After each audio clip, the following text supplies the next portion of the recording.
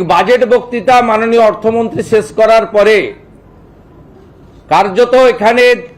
বিরোধীদের বলার কিছু আছে বলে মনে হয় না। 22 জুন সোমবার বিধানসভায় পেশ করা হলো বিজেপি সরকারের প্রথম বাজেট। বেশ কিছু নতুন প্রকল্পে ঘোষণা করেছেন অর্থমন্ত্রী স্বপন দাশগুপ্ত। সেরকম কয়েকটি বিশেষ বিষয় হলো শিক্ষা প্রতিষ্ঠান, মন্দির, হাসপাতালে 1 কিলোমিটারের মধ্যে কোনো মদের দোকানের লাইসেন্স দেওয়া হবে না, বৃত্তিকর থেকে বিএসএফ জওয়ানদের নিষ্কৃতি, শ্যামাপ্রসাদের জন্মদিনে এবার থেকে রাজ্যে ছুটি ঘোষণা, বন্দে মাতরমের 150 বছর পূর্তি উপলক্ষে একটি আধুনিক মিউজিয়াম, ঝাড়গ্রামে নতুন টাইগার সাফারি, একটি বেঙ্গল শক্তিপীঠ সার্কিট গড়ে তোলা হবে, ব্যবসায় তোলাবাজি রুখতে নয়া আইন আনা হবে, প্রতি বিধানসভায় একটি করে মিনি ইন্ডোর স্টেডিয়াম তৈরি ভাবনা,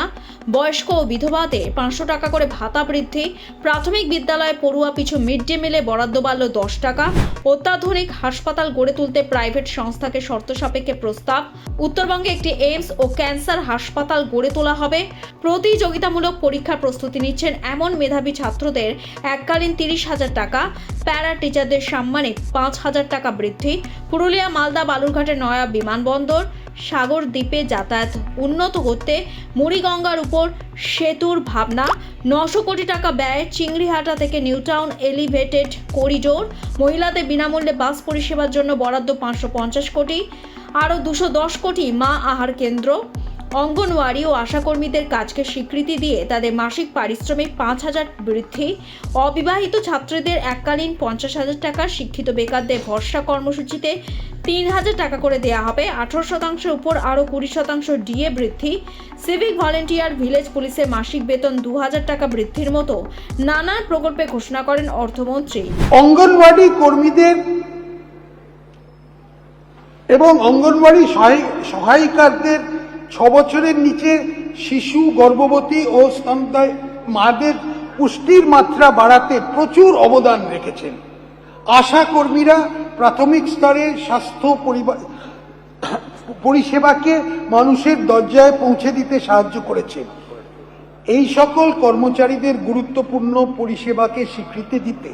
আমি তাদের মাসিক সম্মানিক 5,000 টাকা দেব। এই ডিএনএস রিলিফের বৃদ্ধি 1 অক্টোবর 2026 থেকে কার্যকরী হবে। ডিএ নিয়ে রাজ্য সরকারের বাজেট ঘোষণার পর প্রতিক্রিয়া ব্যক্ত করেন সংগ্রামী যৌথ মঞ্চের আহ্বায়ক ভাস্কর ঘোষ। আপনারা জানেন যে পশ্চিমবঙ্গের বুকে একদম প্রথম বলতে গেলে সমস্ত স্তরের কর্মচারীদেরকে ঐক্যবদ্ধ করে সমস্ত দল রাজনীতির ছোঁয়া চেরিয়ে ঐক্যবদ্ধ আন্দোলন প্রতিষ্ঠার ক্ষেত্রে সংগ্রামী যৌথ মঞ্চ যে নজির সৃষ্টি করেছিল এবং একের পর এক আন্দোলন দিয়ে পশ্চিমবঙ্গের বুকে একটা ধারাবাহিকতা প্রদর্শন করে গেছে, সেই লড়াইয়েরই স্বীকৃতি স্বরূপ আজকে বিধানসভাতে বাজেট পেশে আমাদের যে দাবিগুলো ছিল, যেমন ধরুন অস্থায়ী কর্মচারীদের বিষয়, আমরা জানি যে সমস্ত স্তরের অস্থায়ী কর্মচারীদেরকে স্বার্থ রক্ষা করা যায়নি,